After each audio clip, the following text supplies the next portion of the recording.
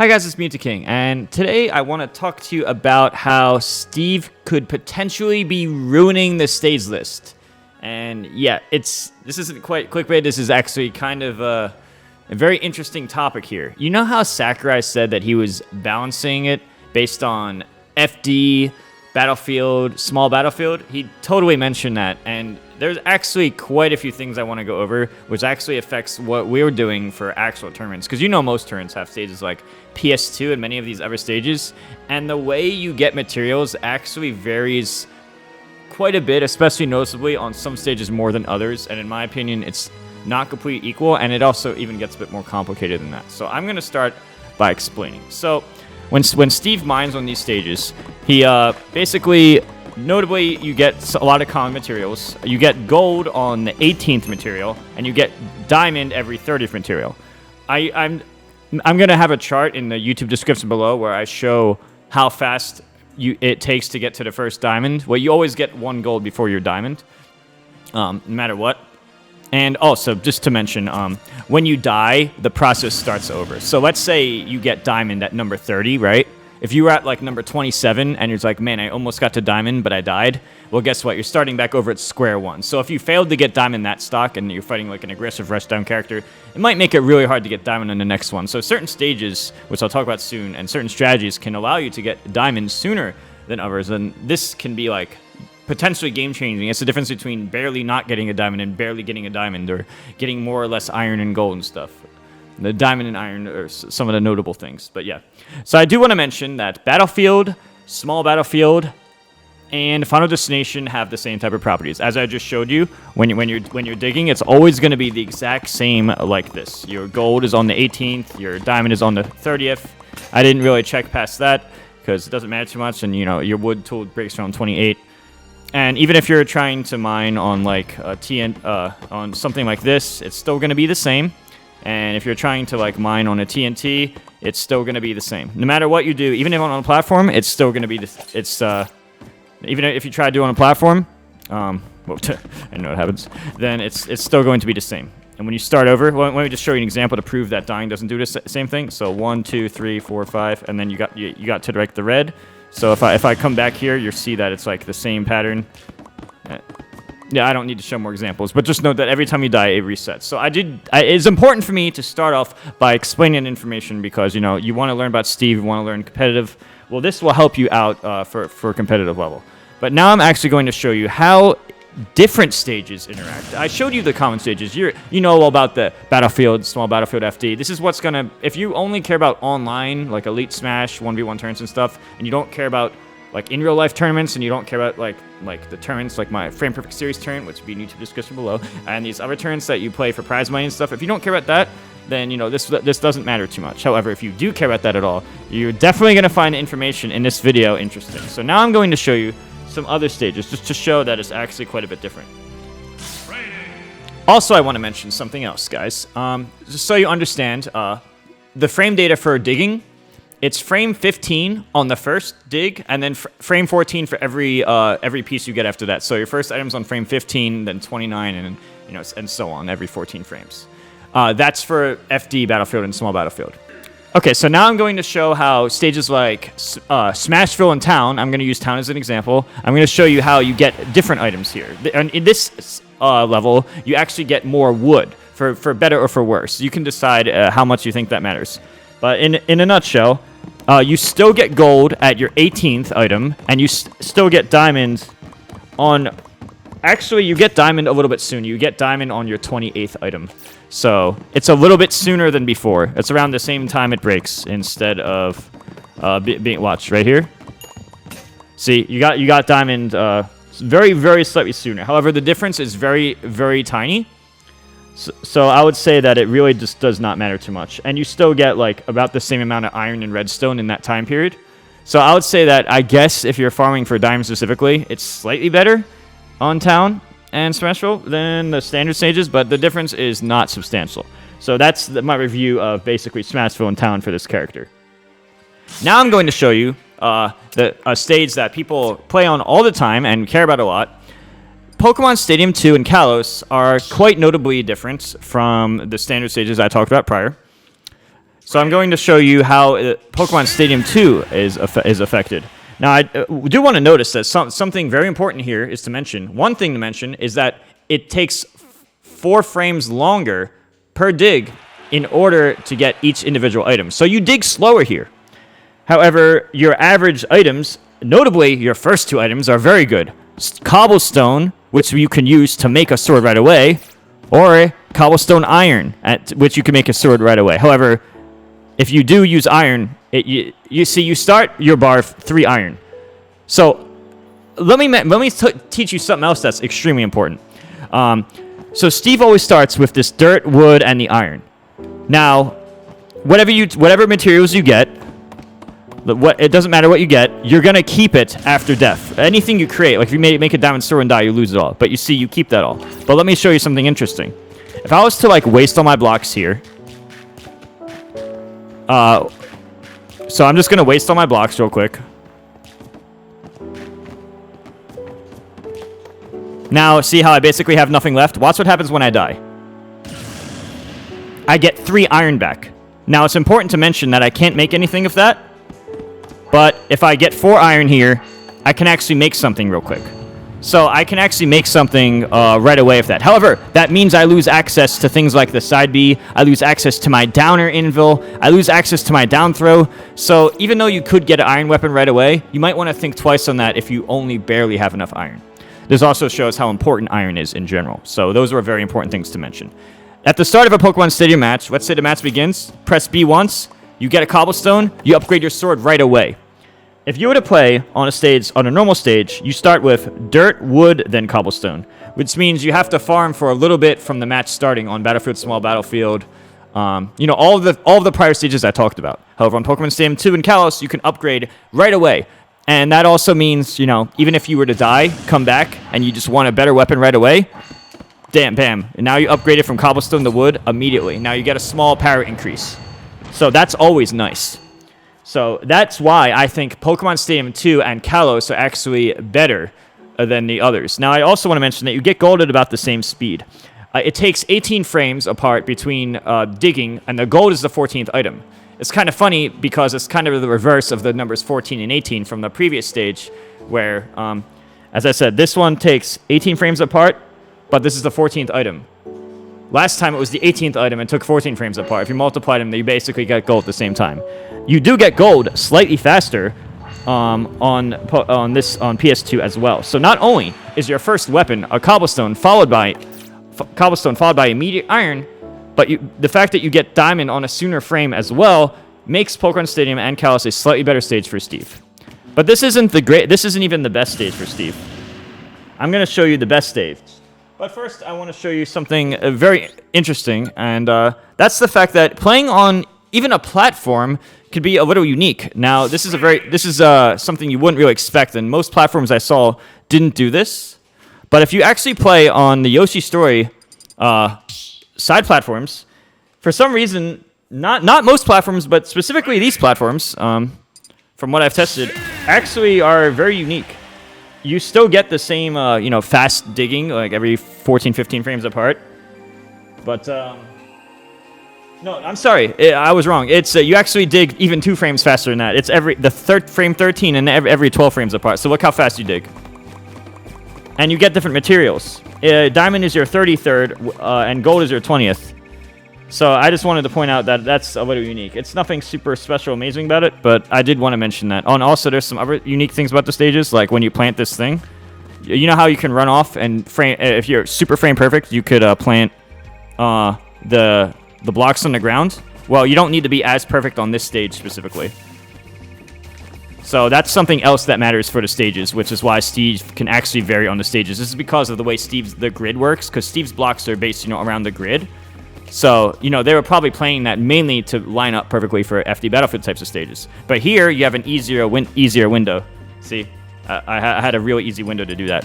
Now, there's actually one stage I'm going to talk about real quick, which is the only of the neutral stages, which is actually not like that. That's actually Pokemon Stadium 2. So I just mentioned how Pokemon Stadium 2 is actually good for Steve. However, I now need to mention why Pokemon Stadium 2 is actually not so good for Steve. If you watched my last video where I talked about the 0 to death combo that Steve does on Palutena, with the block at the ledge, well, guess what stage you can't do that on? There's only one stage. See? Look, it doesn't let me create the block where I want. See? And you know why? It's because of the way the grid works. Even if I go on the other side, you can't place the block right away. That means you can't cover the ledge on only this stage. I've tested all of the con starters, and this is the only stage where you can't just place a block at the ledge. Otherwise, the other stages, as I showed in my 0 to Death video very recently, you can actually just place blocks there.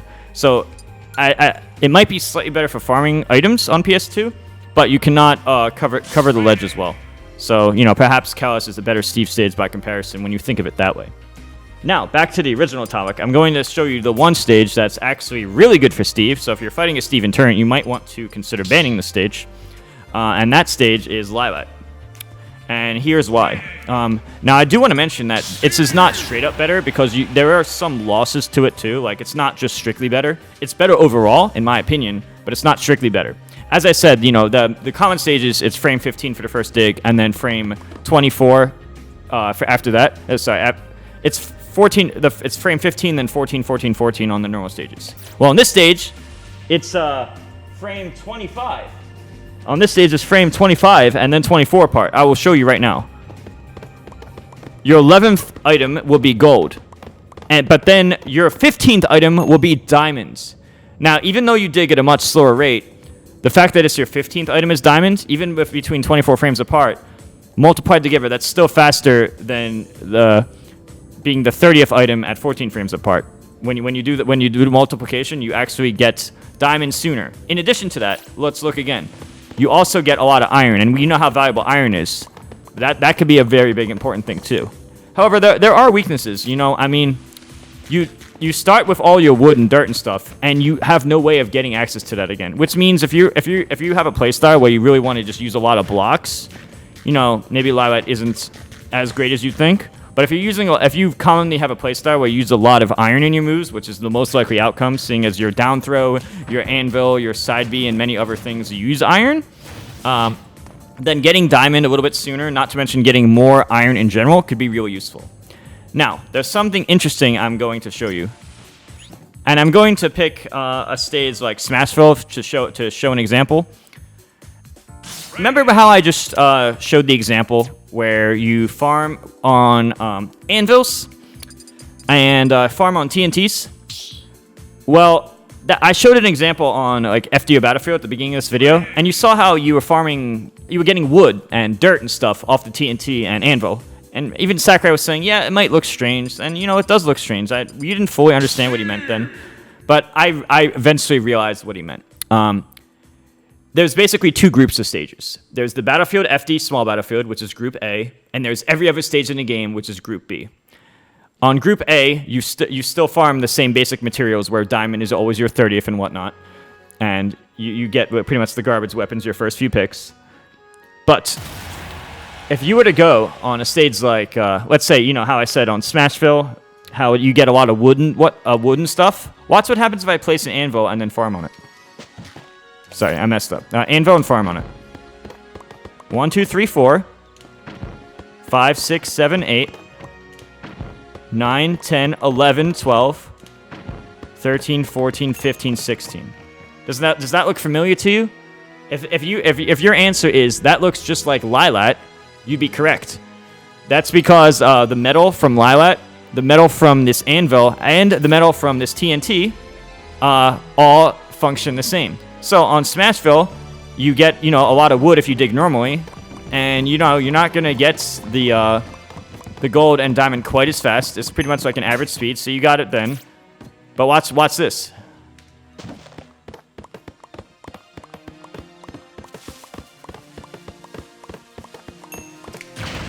Sorry, I did that a little slow.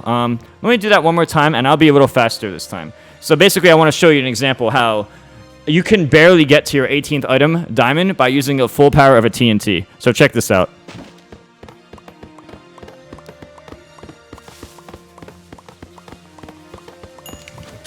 And you can roll away. Not sure if this will be useful at all in turns, but let's say somebody's camping you really hard. It is possible to get. Now, let me show you something else. Let's say you're farming on an anvil, 1, 2, 3, 4, or whatever. And then you just want to switch it up, and then, like, let's say you hit the opponent off stage or whatever, you have time to farm even more. Well, guess what? All the work I did prior will still work toward that gold and diamond. As long as I don't die, then the process will not restart. So I can mix between anvils and TNTs after throwing an opponent's off stage, for example, or just hitting them away and then going back to farm again. If I wanted to farm specifically for iron or diamonds, you can get it at a slightly faster rate. It's not a significant difference, and keep in mind, every time you place an iron, you do lose resources, just like every time you place a TNT, you lose resources. So I wouldn't call this like a broken strategy or anything. However, if you are low on the resources of specifically, like, you know, iron or diamonds, then you could get this at a faster rate. Just note that, you know, you always start at a sacrifice, because you lose materials for the TNT, you lose 1 iron for that.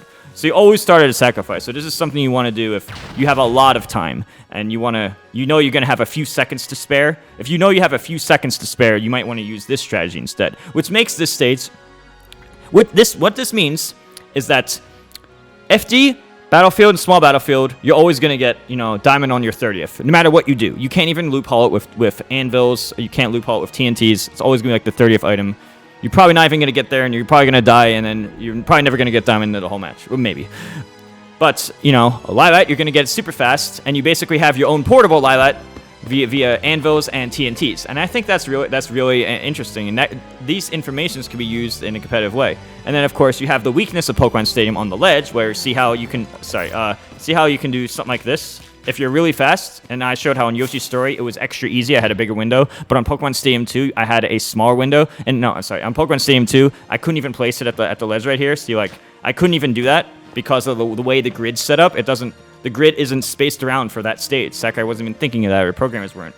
Because, I mean, you know, only the competitive players who do, like, the turns think of that. Sakurai wasn't caring about, or the programmers weren't, at least, because otherwise they would have set it up perfectly on the grids.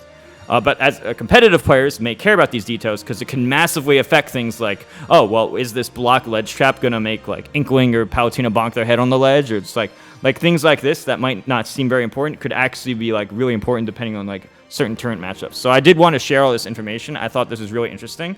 And on a competitive level, I mean, there's a lot to explore. And there's actually even a few other things I can show you. So to mention, you can only go 5 blocks high on Final Destination, but you can actually go 6 blocks high on Battlefield and Small Battlefield, like height-wise.